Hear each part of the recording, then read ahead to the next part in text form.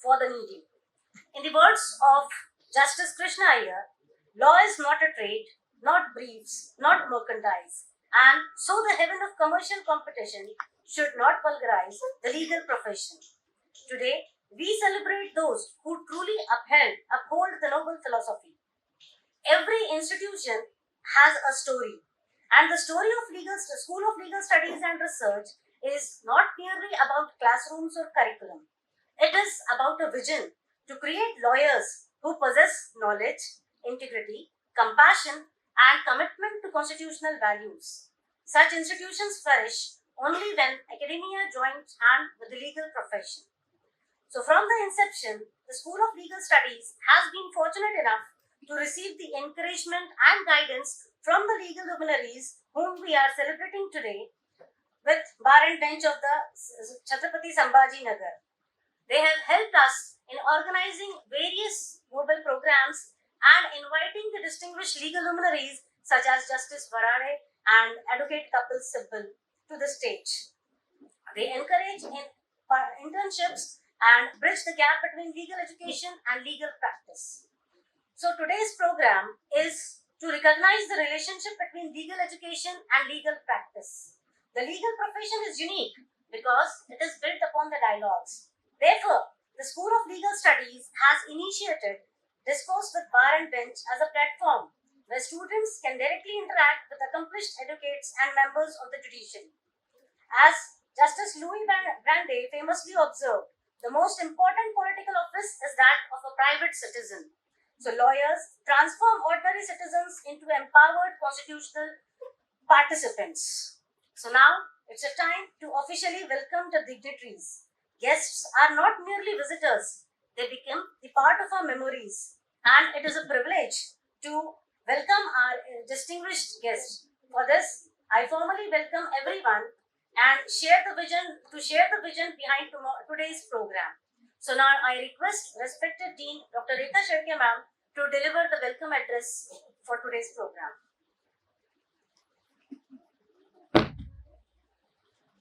नमस्कार.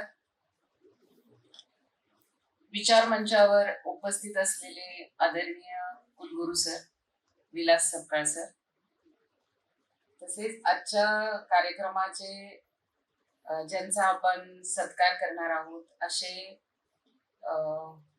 काय म्हणता येईल की मराठवाडा नाही तर पूर्ण महाराष्ट्रामध्ये ज्यांनी बार काउन्सिल हे जे एक तुमच्या एक बॉडी आहे जी तुमचे सगळे रेग्युलेशन्स आणि ह्या सगळ्या गोष्टी करते, अशा काउन्सिलवर 5व्यांदा सर निवडून आले असे ऍडव्होकेट वरिष्ठ ऍडव्होकेट वसंतराव साळुंखे सर, ज्यांनी यावर्षी इथलं जे म्हणजे वकिलांचा जो एक संघ आहे तर त्या संघाचं नेतृत्व करण्याची निवडून येण्याची संधी ज्यांना मिळाली ते आमचे मार्गदर्शक आदरणीय डॉक्टर S.K. कदम सर, तसेच लिगल स्टडीजचे डायरेक्टर राव सर, लिगल स्टडीजच्या सर्व फॅकल्टी, तसेच डॉक्टर हे आपले advocate Vikram Kadam, school of social सायन्सचे डायरेक्टर रमेश जरे सर, तसेच इथं जे वकील आलेले आहेत आपल्या हायकोर्ट इथून, त्यांचं पण मी सगळ्यांचं स्वागत करते. आणि तुम्ही सर्व विद्यार्थी ज्यांना म्हणजे जिल्हा कोर्ट असेल, हायकोर्ट असेल किंवा सर्वोच्च न्यायालय असेल, या ठिकाणी जायची आणि तिथे काम करण्याची संधी मिळणार आहे, असे सर्वजण तुम्ही ज्यांनी एक आपलं प्रोफेशन म्हणून किंवा माहित नाही मला हॉबी म्हणून हे करिअर चूज केलं असेल, अशा सर्वांचं मी हार्दिक स्वागत करते. आज आपण विधी क्षेत्रातल्या म्हणजे तुमच्या क्षेत्रातल्या 2 मान्यवर व्यक्तिमत्वाचा गौरव करणार आहोत, ज्यांचं कार्य आजपर्यंत सर्वांनाच प्रेरणादायी ठरलेलं आहे. म्हणजे ऍडव्होकेट V.D. साळुंखे सर, अत्यंत अभिमानाने आपण यांचा सत्कार करणार आहोत, कारण महाराष्ट्र आणि गोवा बार काउन्सिल सदस्य म्हणून सलग 5व्यांदा निवडून येण्याचा त्यांना मान मिळाला. ही पुनर्निवड केवळ त्यांच्या व्यावसायिक उत्कृष्टतेची नव्हे तर राज्यभरातील हजारो वकिलांनी त्यांच्या नेतृत्वावर आणि कार्यक्षमतेवर व्यक्त केलेला दृढ विश्वास आहे असं मला वाटतं. त्यांनी आपल्या प्रदीर्घ कारकिर्दीत विधी व्यवसाय अधिक सक्षम सदृढ करण्यासाठी वकील लोकांचं कुठे हित आहे त्यासाठी व्यावसायिक नैतिक मूल्यांचं जतन संवर्धन करण्यासाठी आणि सातत्यपूर्ण विधी शिक्षणाला प्रोत्साहन देण्यासाठी. मला आठवतंय जेव्हा एमजीएम विद्यापीठ school of legal studies establish करत होतं आणि त्यामध्ये वारंवार आम्हाला मार्गदर्शन करणारे एस.के. कदम सर आणि व्ही.डी. साळुंके सरच होते. ऍक्च्युली व्ही.डी. साळुंके सर जी पहिली कमिटी आली होती बार काउन्सिलची त्यामध्ये वन ऑफ दी मेंबर होते, पण सरांनी आम्हाला कुठेही दाखवलं नाही की आमची तुमची ओळख आहे आणि इतकं म्हणजे निपक्षपणे त्यांनी सगळं इन्स्पेक्शन करून या कॉलेज देण्यामध्ये एक खूप महत्वाचं रोल म्हणता येईल की सरांनी मार्गदर्शन पण केले. जेव्हा केव्हा बार काउन्सिलचा विषय येतो किंवा लॉचा विषय येतो किंवा काही म्हणजे ही खूप मोठी संस्था आहे एमजीएम, तर एमजीएम मध्ये अनेक गोष्टी अशा असतात की जिथे आम्हाला मदत हवी असते. एक काय म्हणता येईल की असं एक विश्वासू व्यक्तिमत्व की ज्यांच्या बोलण्याने ज्यांच्या ह्याच्याने म्हणजे कोर्टामध्ये जाणं हे काही प्रत्येकाच म्हणतात ना की शहाण्याने कोर्टाची पायरी चढू नये, पण पण ही पायरी चढताना ती पायरी कुठल्या पद्धतीने चढायची हे सांगणारे आजचे हे दोन्ही पण मार्गदर्शक आहेत एमजीएमचे ते हितचिंतक आहेत आणि मी म्हणेल की ते फॅमिली मेंबर सुद्धा आहेत. नवोदित वकिलांना मार्गदर्शन करणं म्हणजे मला काल खूप छान वाटलं की जो दिल्लीमध्ये जी विद्यार्थ्यांना मारहाण झाली त्या विरोधात काल वकील संघाने आंदोलन केलं आणि त्याला खूप उत्स्फूर्त प्रतिसाद मिळाला की एक काय म्हणता येईल की आपल्या लोकशाहीचं एक स्तंभ असलेलं जे हायकोर्ट आहे किंवा जे वकील आहेत जी सगळी एक न्याय व्यवस्था आहे त्यांनी सुद्धा या आंदोलनामध्ये विद्यार्थ्यांच्या बाजूने उभा राहावं आणि तो विचार वकिलांच्या नेतृत्वामध्ये यावा हे आपल्या सगळ्यांसाठी खूप चांगली गोष्ट आहे की लोकशाही जीवन ठेवण्यासाठी तुम्ही आम्ही या पद्धतीने सातत्याने सहभाग दिला पाहिजे या मताची मी आहे. विधी शिक्षण क्षेत्रात ज्यांनी जिव्हाळ्याचं नातं आमच्या सोबत जोडलंय स्कूल ऑफ लिगल स्टडीज आणि रिसर्चला सातत्याने मार्गदर्शन आणि सहकार्य त्यांचं लाभते. एस.के. कदम हे आज आपण मुंबई उच्च न्यायालय छत्रपती संभाजीनगर खंडपीठ येथील ऍडव्होकेट असोसिएशनचे अध्यक्ष म्हणून त्यांचा आपण सन्मान करणार आहोत. हे अध्यक्षपद केवळ प्रतिष्ठेचं नाही तर मोठी जबाबदारीची भूमिका असते.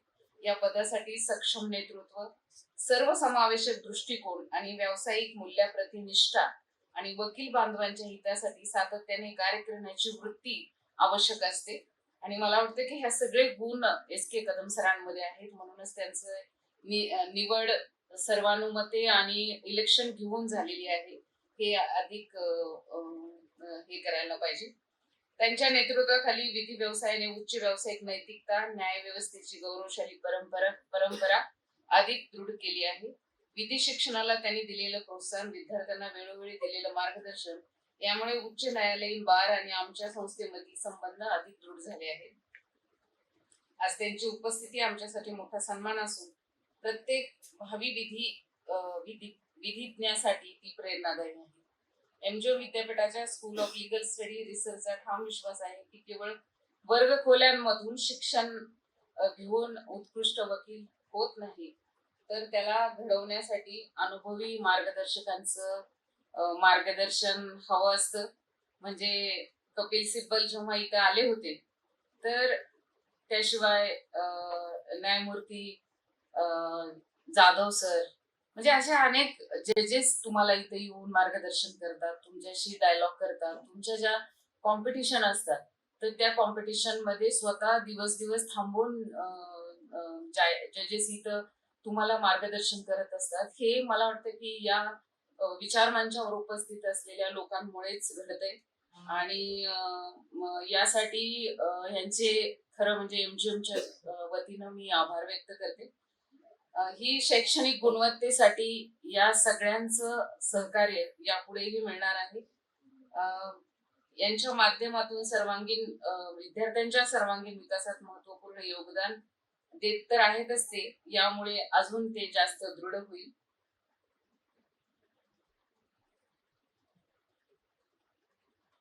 मला वाटतं की हे जी काही निवड आहे ही तर त्यांच्या व्यवसायात असणाऱ्या सगळ्या लोकांसाठी कार्य करण्यासाठी आहे. पण एक लीगल स्टडी कॉलेज चालवत असताना आम्हाला वेळोवेळी सातत्याने मार्गदर्शन यापुढेही त्यांचं राहील अशी अपेक्षा व्यक्त करून मी माझं लांबलेलं प्रास्ताविक थांबवते. धन्यवाद. No substitute for experience. So now it's a time to formally felicitate our guest. So now I request Honorable Vice Chancellor Sir to kindly felicitate Advocate V.D. Sadunke Sir.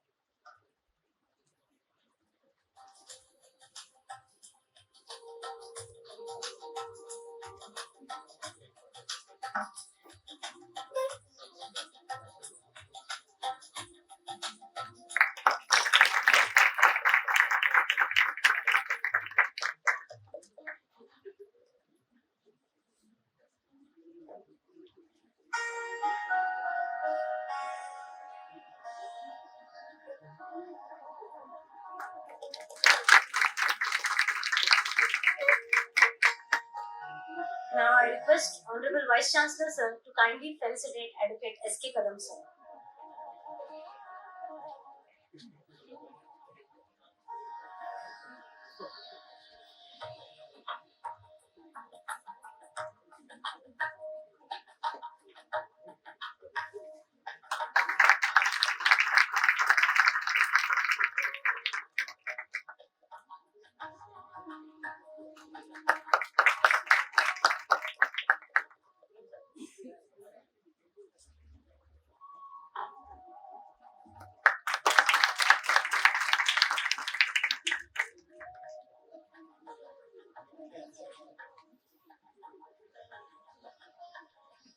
Now I request respected Dean Ma'am to kindly felicitate our Vice Chancellor Sir.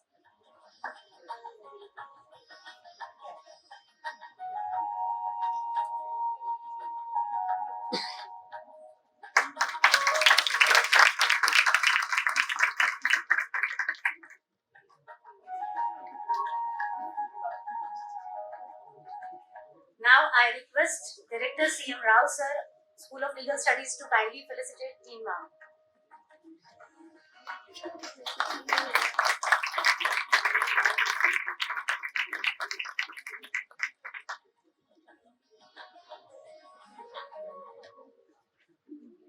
Our students are fortunate to hear directly from eminent advocates whose careers reflect decades of legal excellence.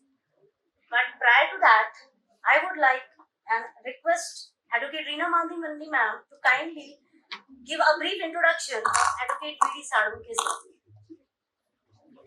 It is my privilege and honor to introduce our distinguished guest, respected Advocate Vasant Digambar Rao Sadunke, an eminent legal luminary whose professional journey reflects more than 4 decades of excellence, integrity, dedicated service, and legal fraternity. Born on 20th June 1955, Advocate Sadunke enrolled with the Bar Council of Maharashtra and Goa on 1st January 1982 and has been practicing continuously before the High Court of Judicature at Bombay, Bench at Aurangabad, now Chhatrapati Sambhajinagar. A highly accomplished academic, he completed his Bachelor of Arts in 1976, Master of Arts in 1978, followed by LLB in 1981 and Diploma in Labor Laws DLL in 1982, laying a strong foundation for all illusory legal career. Respected sir had several prestigious positions in legal profession. He served as secretary and chairman of the Library Committee of the High Court Bar Association Aurangabad and later as secretary of the High Court Bar Association. He was first elected as the member of the Bar Council of Maharashtra and Goa in 1998 and has since earned the confidence of legal fraternity of being re-elected in 2003, 2010, 2019 and 2026, serving an unprecedented 5 terms. He has also been an esteemed member of Mediation Committee of the Bombay High Court bench at Aurangabad. As the founding partner of Sarunke Legal LLP, one of the leading law firm in the Marathwada region, Advocate Sarunke has represented numerous government bodies, cooperative institutions, educational organizations, district central cooperative banks, and sugar factories as their trustee and trusted legal advisor. His professional accomplishments are truly remarkable. Over the course of his career, he has conducted more than 13,000 cases before the High Court, District Court, Cooperative Court, and Revenue Tribunals. Approximately 130 of his cases has been reported in various law journals, making valuable contribution to legal jurisprudence. Equally noteworthy in his commitment to nurturing the next generation of lawyers, having mentored and trained more than 94 junior advocates through his chamber. Beyond the classroom, Advocate Sarunke has rendered exemplary public service. He has served as president of Rotary Club of Aurangabad Midtown, acted as amicus curiae in matters concerning public welfare, and during his tenure as chairman of the Bar Council of Maharashtra and Goa in 2022 played a pivotal role in securing 2.5 acres of land from the government of Maharashtra for the establishment of Vishwaratna Dr. Babasaheb Ambedkar Research and Training Center at Taloja MIDC Mumbai, which was inaugurated in 2026. Advocate Vasantrao Digambar Rao Sarunke is widely respected for his profound legal knowledge, unwavering professional ethics, distinguished leadership, and invaluable contribution to the administration of justice. His life and career continues to inspire generation of legal professions. Honored guest faculty members, dear students, please join me in extending a warm and heartfelt welcome to our esteemed guest, Advocate Vasant Digambar Rao Sarunke. We are truly honored to have him with us today. Thank you, sir. I again request Reena Mandini ma'am to give a brief introduction of Advocate S.K. Kadam sir. It is my privilege now to introduce our esteemed guest, respected Advocate S.K. Kadam, a distinguished senior advocate with over 46 years of experience in legal profession. Advocate S.K. Kadam has extensive expertise in constitutional, cooperative, election, civil, criminal matters and has appeared before the Bombay High Court and various tribunals. He began his legal career in 1979 after enrolling with Bar Council of Maharashtra and Goa, and has since made a significant contribution to legal fraternity. Over the years, he has several important positions, including Secretary of the Advocates Association, Bombay High Court, bench at Aurangabad, Assistant Government Pleader and Additional Prosecutor, Public Prosecutor from 1992 to 2016, and Additional Standing Counsel for the Union of India and Central Government from 1997 to 2000. He is particularly recognized for his remarkable 24 years tenure as Assistant Government Pleader and Additional Public Prosecutor, one of the longest such tenure at the Aurangabad bench of the Bombay High Court. A trained mediator, since 2012, Advocate Kadam has conducted mediation in more than 500 matters, is one of the most among frequently appointed mediator at the Bombay High Court bench at Aurangabad. He is currently serving as standing counsel for several distinguished institutions, including the National Medical Commission, New Delhi, Maharashtra National Law University, Aurangabad, the State Cooperative Election Authority, Maharashtra, the Maharashtra Council for Agriculture, Education and Research, Pune. In recognition of his leadership and standing within the legal community, he has been elected as President of the Advocate Association 2026. With his vast experience, deep legal knowledge, and unwavering commitment to justice, Advocate S.K. Kadam is highly respected figure in the legal fraternity. Honored guest, faculty members, and dear students, please join me in extending a warm welcome to our esteemed guest, respected Advocate S.K. Kadam, sir. Thank you. Now, I humbly request our distinguished guest, Advocate V.D. Sarunke sir, to kindly address this august gathering and inspire the future lawyers through his academic journey. And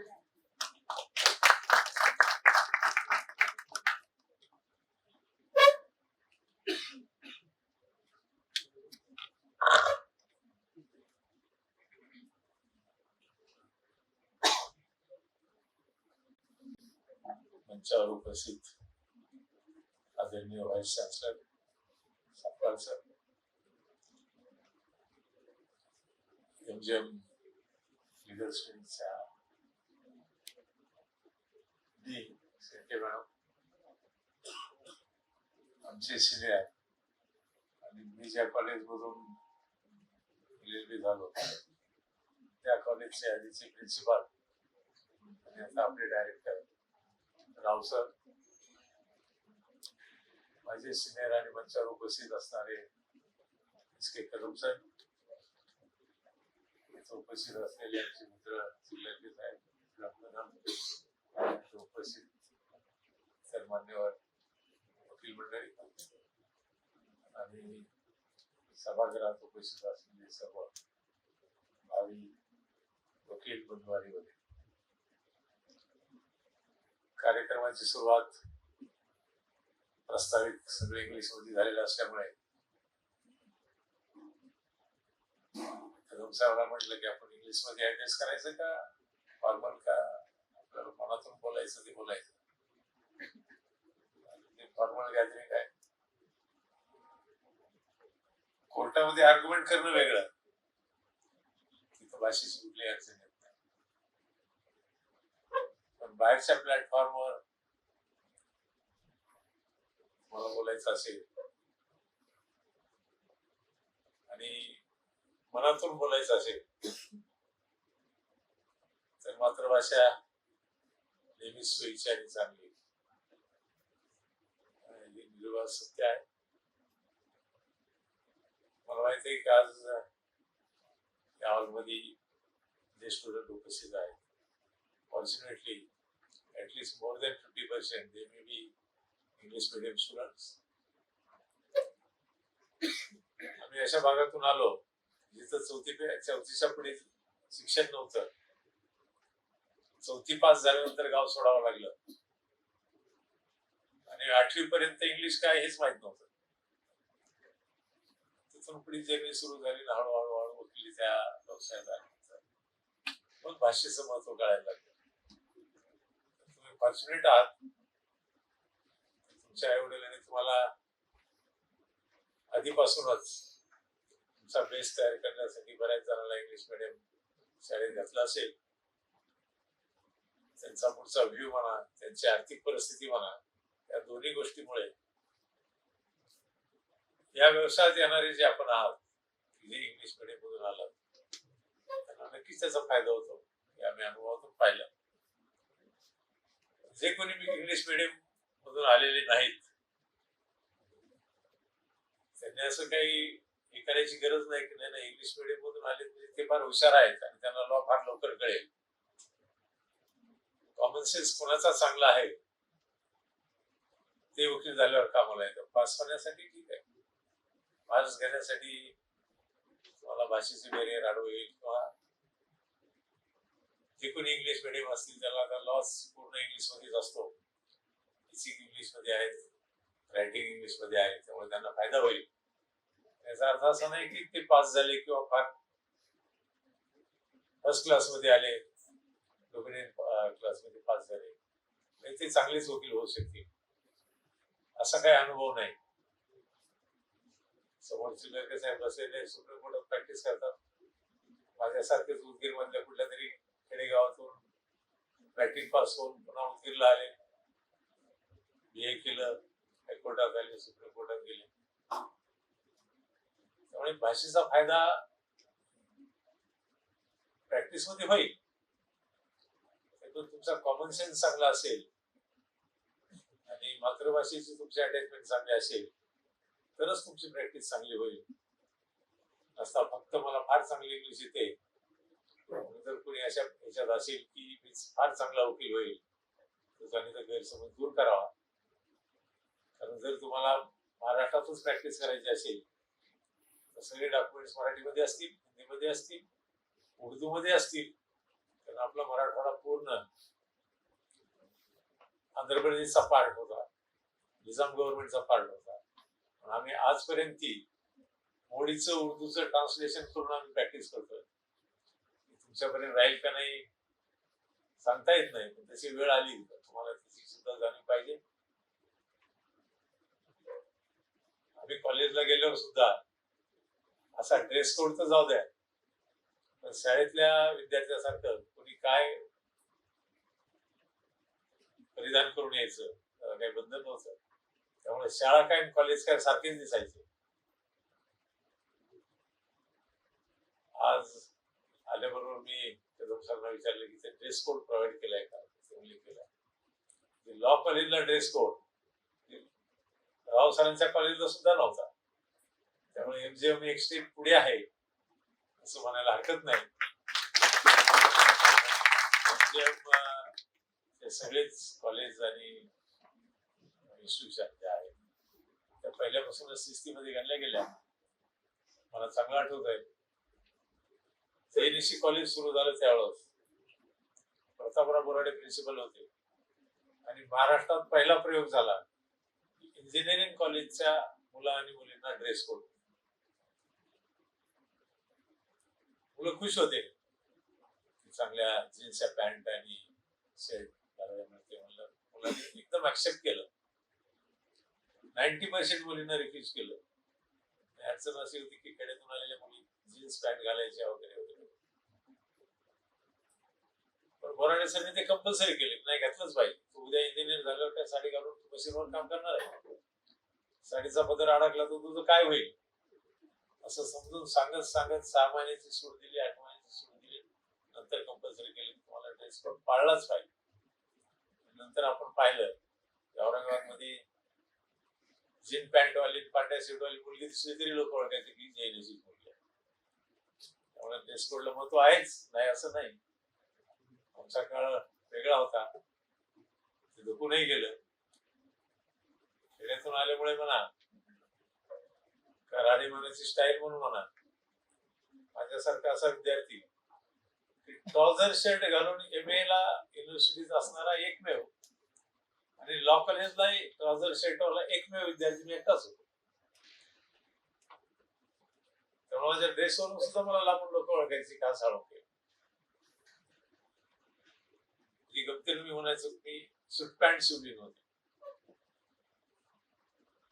वकील झाल्यावर मी पहिल्यांदा pant आणि shirt insert करून 2 दिवस आधी पाहिलं की आपल्याला घालून जाता येईल का, आणि मग ड्रेस चेंज केला.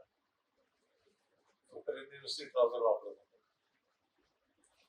त्यामुळे तुम्ही तुमचं राहणीमान काय, कसं LLB केलं, कसं शिक्षण घेतलं हे मटेरियल आहे. प्रोफेशन मध्ये आल्यानंतर काय पाळलं पाहिजे, काय केलं पाहिजे हे महत्वाचं आहे. आज माझे भावी मित्र समोर असल्यामुळे मी एवढंच सांगेन, तुम्हाला जर वकील व्यवसाय द्यायचा तर हार्ड वर्कला कुठलाही दुसरा सबस्टिट्यूट नाही.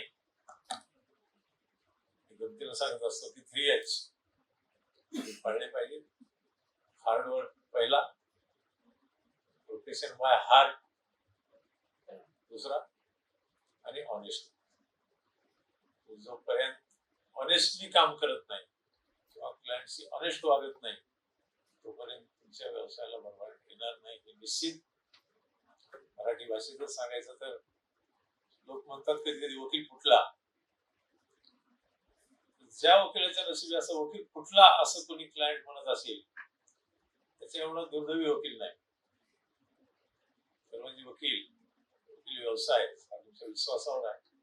तुमच्याकडे विश्वासाने येतो, विश्वासाने त्याची कागद सोपवतो, त्याची सगळी माहिती देतो, तुमच्या नॉलेजवर त्याचा भरोसा असतो. म्हणजे बऱ्याच वेळेस गैरसमज असतो, त्याला कुठं माहित असतं यांचं नॉलेज किती आहे. कुठंतरी नाव असतं म्हणून आलेला असतो. तुमचं काम आहे की चांगलं काम करून चांगला अभ्यास करून त्याला न्याय मिळवून द्या. पण अशा वेळेस जर तुम्ही डिसऑनेस्ट वागला, तुम्ही जर प्रोफेशन मधला गैरव्यवहार करून काही दुसऱ्या विषयाला बळी पडून जर त्याच्या मॅटरचं जर तुम्ही त्याला न्याय देऊ शकला नाही, त्याला मराठीमध्ये जनरल म्हणतात आमचा वकील फुटला. कधी कधी त्याचं फाडेही झाले. उस्मानाबादचा जर कोणी क्लायंट आला पहिल्यांदा त्याच्या दोन गोष्टी ऐकाव्या लागतात. मी मुद्दाम सांगतो जिल्ह्याचं नाव घेऊन की तो कागदपत्र द्यायच्या आधी सांगेल साहेब काय करावं, आमचा वकीलच फुटला.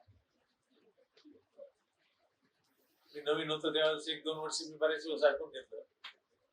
नंतर ज्यावेळेस कोणी आला तर जर म्हटलं की साहेब आमचा वकीलच फुटला, उठ आणि बाहेर जा, दुसरा वकील उद्या माझ्याकडून तुझ्यासारखा निकाल नाही लागला तू सांगणार आमचा वकील फुटला. एक जनरल टेंडन्सी झालेली आहे आणि उस्मानाबादमध्ये फार आहे. आणि मग वकील चांगलाच असेल, साहेबांनी फार पैसे ते पैसे घेऊन त्यांचं काम केलं. बऱ्याच वेळेस म्हणलं तू काय नाही दिले, तुला माहित होतं ना साहेब पैसे खातात, तू द्यायला पाहिजे होते, तुला तर तुझ्यासारखा न्यायच पाहिजे होता.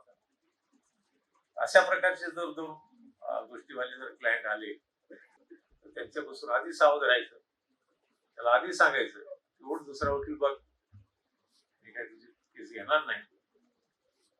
तो जर चुकलं मला तुमच्यावर जर विश्वास दाखवला तर मग त्याची वकिली घ्या, चांगल्या प्रकारे वकिली करा, त्याला दाखवून द्या. सगळेच वकील फुटणारे नसतात, ते काही कसंच वाटत नाही फुटला म्हणा. इतकं सोपं आहे का वकील फुटला? 30-40 वर्षाची प्रॅक्टिस केल्यानंतर जर कोणी क्लायंट म्हणत असेल की वकील फुटला तर समाजात काहीच महत्व राहणार नाही. तर असं होतच नाही असंही नाही, ते आपण विचारात घेतलं पाहिजे. कधीच असा वकील कोणी करत नाही असंही नाही, पण त्याचा रेप्युटेशनचा प्रश्न आहे. त्याची डिसऑनेस्टी त्याला कधीही पुढे नेणार नाही. तो मोठा वकील म्हणून गणला जाणार नाही. या दोन गोष्टी आपल्याशी शेअर करण्यासाठी मी आज उभा राहिलो. मी एकच सांगेल, तुम्ही दोन गोष्टी ठरवा, तुम्हाला मोठा वकील व्हायचा का चांगला वकील व्हायचा. या दोन गोष्टी आपण ठरवल्या पाहिजे. तुम्हाला काय फरक आहे मोठा वकील आणि चांगला वकील? आता उगाच आमच्यासारखा 4दा निवडून आला, कुठेतरी बाहेर फार केस झालं म्हणून मोठा वकील झाला असं लोक म्हणतात. निवडणुका जिंकणे किंवा वकिलासाठी काम करण्यासाठी सोशल वर्क मध्ये काम करणे म्हणजे फार मोठा वकील झाला असं नुसतं म्हणतील, पण चांगला वकील असं काही सगळेच म्हणणार नाही. प्रोफेशन मध्ये चांगलं व्हायचं असेल तर तुम्ही तुमचं करिअर चांगलं करा, चांगलं नाव कमवा, चांगले जजमेंट तुमच्या बाजूने झाले पाहिजे, त्याला चांगला वकील म्हणताय. मोठा वकील म्हणजे मग बरा भानगडी करून इमॉरली संपत्ती कमवणे, क्लायंटची ऐपत न पाहता जमिनी विकून माझी फीस दे अशी प्रॅक्टिस करून खूप पैसा कमवणारे वकील आहेत. मित्र, वकिली हा व्यवसाय आहे, हा काही धंदा नाही. त्यात फक्त पैसाच कमवला पाहिजे. त्यामुळे थोडी मॉरॅलिटी पाळून त्या पक्षकाराची सामाजिक परिस्थिती, आर्थिक परिस्थिती पाहूनच आपण आपली फी सुद्धा चार्ज केली पाहिजे. आयुष्यात पैसा कमवणे हाच काही फक्त उद्देश वकिलांनी ठेवून चालणार नाही. आयुष्यात काहीच कमी पडत नाही. आणि खूप पैसा कमवल्यानंतरही तो वकील खूप मोठा झाला असं त्याला समाजात मान मिळत. पैशावाला वकील म्हणणं वेगळं, चांगला वकील म्हणणं वेगळं आणि मोठा वकील म्हणणं वेगळं. आता या 3 कॅटेगरी मध्ये तुम्हाला काय व्हायचंय आतापासूनच ठरवा, त्या मार्गाने आपण जायला सुरुवात करा असं मी माझ्या अनुभवातून सांगेन. फीसकडे कधीच न पाहिल्यामुळे जो त्याचा आशीर्वाद मिळतो, त्याच्या सद्भावना तुम्हाला ज्या मिळतात तुम्हाला आयुष्यात काहीच कधी पुढे देत नाही. मी जर आज बस प्रवास करायला निघालो तर कुठल्याही बस स्टँडवर उतरल्यावर मला चहा प्यायला कधीच पैसा लागत नाही, कारण कोणीतरी तिथं भेटते म्हणते साहेब चहा पिऊन. आपल्या लक्षात नसतो तो जुना क्लायंट आहे आपला, तो अग्रहणी चाहत असतो, ती तुमची खरी कमाई. नाहीतर एखाद्याला खूप मिळून त्याला जमीन विकून माझा पैसा दे म्हटलं तर त्याच्यासारखा निकाल लागल्यावर सुद्धा पुन्हा समाजाच्या वस्तू तुम्हाला कुठेतरी भेटेल, तुम्ही यायला दिसल्यावर तो बाजूने जाईल, अरे घ्या आला. तुम्हाला चांगला माणूसही व्हायचं का, चांगला वकील होण्याबरोबर चांगला माणूस व्हायचं का, हेही ठरवा. हेच मी आज तुमच्या पुढे आल्यानंतर सांगेल. कारण आजचा ऑकेजन असा होता की आम्ही निवडून आल्यामुळे आम्हाला बोलवलंय, त्यामुळे आपला असा गैरसमज होऊ नये की निवडून आल्यामुळे मोठा वकील होतो. तर म्हणजे तुम्हाला सांगायला हरकत नाही, कदम साहेब मुंबईला सुरुवात केली आणि इथं आले. बार काउन्सिल निवडणूक त्यांनी लढवली. अनफॉर्च्युनेटली त्यावेळेस आम्ही सगळेच नवीन होतो, त्यांना निवडून येता आलं नाही. आणि 98ला त्यांनी बळजबरीनं मला उभं केलं आमच्या सगळ्या ग्रुपने. नाही तुम्हीच उभं राहिलं पाहिजे, कारण माझा थोडा ग्रामीण भागाशी केस होता. मी वकिलीची सुरुवात केली ते कमिशनर ऑफिस, कोऑपरेटिव्ह कोर्ट, अमुक अशा खालच्या लेवलच्या सगळ्या ट्रिब्युनलमध्ये केली, जेणेकरून वकिलांशी माझा संपर्क आला. प्रत्येक तालुक्यात एक ना दोन तरी वकील असायची. हे गणित पाहून कदम साहेबांनी आणि आमच्या सगळ्या मित्रांनी सांगितलं तुला उभं करायचं. बळजबरीने उभं केलं, निवडून नाही आलो. मलाही असं वाटलं नाही की एकदा दोनदा निवडून येईल. 3, 4, 5 वेळेस आज महाराष्ट्रातून 5 वेळेस निवडून आला मी एकटाच.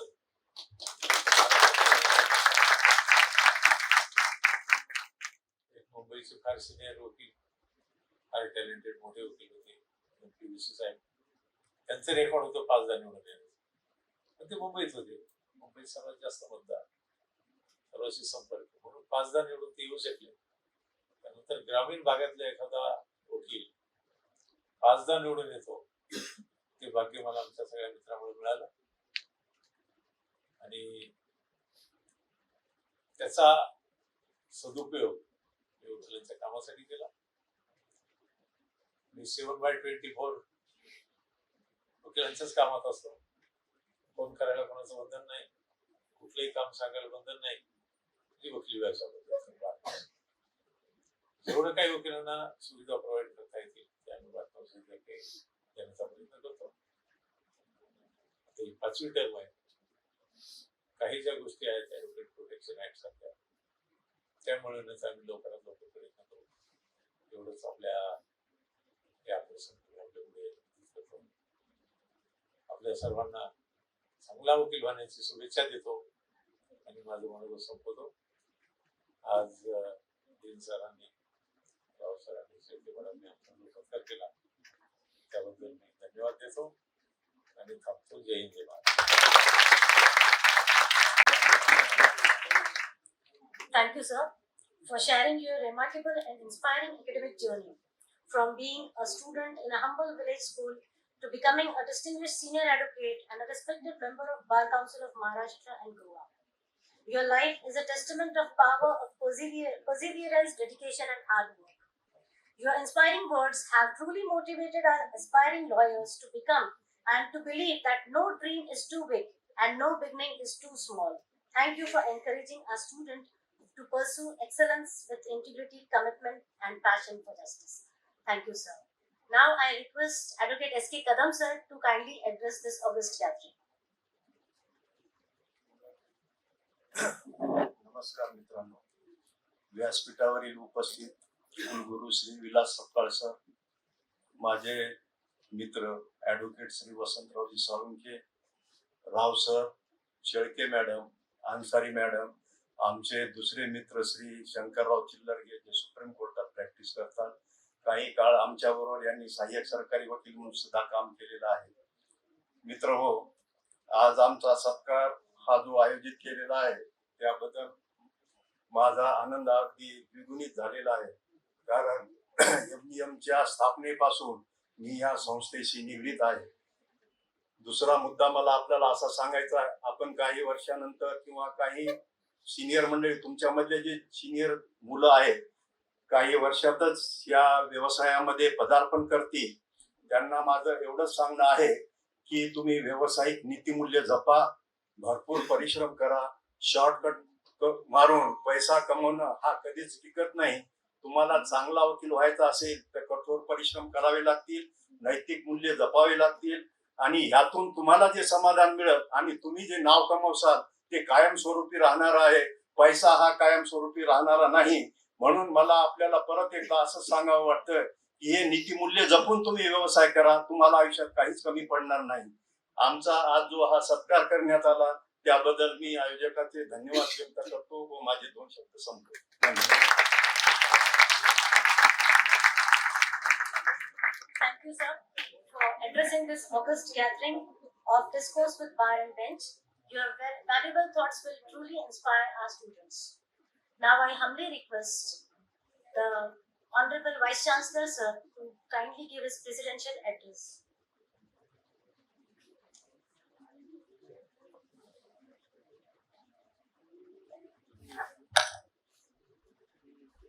आज MGM विद्यापीठाच्या वतीने त्यांच्या कार्याचा गौरव करायचा आहे अशा या कार्यक्रमामध्ये आपण ज्या 2 श्रेष्ठ आणि ज्येष्ठ व्यक्तींना ऐकलं, VD Salunkhe sir, SK Kadam sir, माझे colleagues from the university and teaching and non teaching staff and dear student. When in the process of your career and slowly converting into profession, you start collecting not only experience but wisdom also. And this wisdom comes from application of knowledge. And this it's a continuous process. You study, you understand, you learn, you apply. And then again you learn. This experience, both the persons have gave you the right path. की चांगला वकील बनायचं की मोठा वकील बनायचं. मोठा फक्त success is differently measured and गांधीजींनी नेहमीच म्हणायचे ना की माझ्याकडे तुम्ही जेव्हा याल तेव्हा खरं सांगा की केस खोटी असेल तर मला तसं सांगा, मी लढणार नाही. The moral values and ethics play in every field, whether it is engineering or the most important ethics is in the field of education, and that too with teacher. आपल्याला जर लक्षात असेल की the teacher has to maintain the highest level of not only integrity but he or she becomes role model for learner. तर योग्य बनणं हे महत्वाचं आहे. चांगला आणि योग्य मध्ये सुद्धा फरक आहे. सर्व चांगल्या गोष्टी योग्य असतात असं नाही, परंतु योग्य गोष्टी सर्व चांगल्या असतात आणि म्हणून तुम्ही आधी योग्य व्यक्ती बना. मग तुम्ही चांगलं बनाल. You will become also when you contribute significantly in your world of work, you get recognized by way of contribution. Your utility, your problem solving, your helping hand, your wisdom to deal with the situation and create always opportunities. आपल्याला कल्पना आहे की हे field जे आहे हे खूप वेगाने बदलत आहे कारण it is getting integrated with technology. And technology has added much faster speed, scale, precision, and of course now when AI is coming together with even analysis, basically your thought process is multiplied using AI. If you use AI, but don't depend on that. Basically it is your supporting system, and this will improve your efficiency, thought process many folds, and hence try to make use of technology very efficiently, very wisely, judiciously, and every day you should be able to not only upgrade yourself but also enrich yourself by contributing. It's very essential, as you know, that in MGM University, where it is placed for multidisciplinary education. Don't learn only your chosen field of education like law. We have the system of dual degree, twinning program, joint degree. You should take admission in different fields also, including journalism, including languages. We have now Japanese languages, German language, French language. It will help you a lot because the language opens the gate to the treasure of in that language. Try to always have access to the knowledge. Similarly, one way is technology, second one is languages, and the third one is basically which will require understanding. I remember I was vice chancellor in Nagpur University also, which is having 800 colleges and lot of legal aspect. Because Nagpur is also having High Court bench of Mumbai High Court. There we also used to have in the university a big research center in legal studies in the department LLM. But Nagpur University was established in 1923 and Dr. Babasaheb Ambedkar Law College was established in 1922, 1 year before the Nagpur University. Such a old in which Hidayatullah and such a luminaries they have passed out from that college. It was a part of Central University. So basically, it was aspect of continuity of education, right from now the legal studies, financial studies, and of course your social studies are the main now core of every study. Every industry will require law officer, fire officer, and financial officer. So basically, when you enter into new field or handle a new case, you will have to study the related field. I was surprised sometimes that in the court when the case is going on in academic matter, many times whether it is constitution, whether it is criminal, but I realized that many advocates were not knowing about the University Act and provision, how the universities are run. Because they are also learned and governed by provisions in the Act which is passed by Legislation Council and Assembly, and that is called University Act, whether it is Maharashtra Public University Act and then maybe individual MGM University Act. Act gives you the framework. It defines basically what is the object, what is the function and powers of the university, and what are the statutory authority and statutory bodies. Authorities are there to, it's a horizontal and vertical way of functioning. When it is statutory system, it is a group of visionaries coming together to make the decision, and statutory officers are to implement this decision in vertical way of administration. And when these provisions of the act are to be made operative or implement, you need certain again legal what you call not exactly weapons, legal means, and that is called statutes, ordinances. So we started learning. My background is not law; it's chemical engineering. But because of the requirement of the profession, we have to learn this. And I was, of course, trained to understand what is constitution, then act, then statute, then ordinance, then regulation, direction, order, notification. These are the verticals of respective ways to effectively govern what is given in the act provision as well as the functions. Hence, when we learn this thing, try to expand your learning ability. You have to read. The other day, I gave a formula called 666-222. That means 24 hours you have to divide.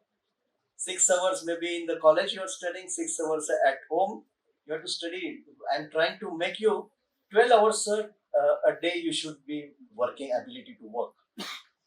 And subsequently, in a week, you land up in 60 to 65 hours working. And 2 means, 6 hours remaining is, of course, you should have peaceful sleep so that you rejuvenate your thought process. 2 hours for domestic purpose, 2 hours for sports yoga, and 2 hours for reading. You have to concentrate on your own building of your thought process by way of lot of reading, thinking, observing, and so on. So you know that you have access to technology so that you are able to read much more than with the help of speed also. Some process you have to only read and think, and some process you have to ask the analysis by AI so that you get the abstract of it. I'm sure that more and more reading, same thing like a medical profession and a legal profession, you have to read lot and also keep on analyzing and maintaining the correlation. I'm sure in the university setup you will make use of this facility of multidisciplinary education, access to different department, different certificate courses, diploma courses, and degree also. Now you have the capability of doing 2 parallel degrees together, and you should be able to do that. Don't limit your capabilities. You think इतना ही करने का है, इतना ही हो सकता है. No. If you really understand your potential, it's very big potential. So try to understand your own potential, try to expand your learning ability, and hence when you come out with 5 years program, 3 years program, you will see that you are standing out among the lot. You don't try to become yet another person in a big crowd. So you have to really stand out, and that is possible because of your knowledge, your vision, your wisdom. And I'm sure that when you work faster than your time, then definitely you are moving much ahead of others. I thank both of them for giving constant support to MGM University. They are, as rightly mentioned, that they are part of MGM University, MGM Trust, and such that is also again the vision of trustee as well as Ankush Rao Kadam sir to always try to link good people together and create more and more strength. So this is why the institution grows. This institution is only for you people. This institution has not been established for we people, teachers, dean, vice chancellor. No, it is for you to make good career, good citizenship, and also contributing now globally. It's not that you have to think that I will work here, there. No, now you have to think globally, and the access to the opportunities are global, and hence by this way you get yourself enriched from these all facilities and carry this legacy of contributing. Proactive contribution is your way of life, and I'm sure that you will become successful in your future endeavors. I wish all the best for your future. Thank you. Thank you, sir, for your inspiring words. Before we conclude, let us remember the words of Dr. B.R. Ambedkar. Constitutional morality is not a natural sentiment, it has to be cultivated. So, the institutions like us are strengthened by the wisdom of senior advocates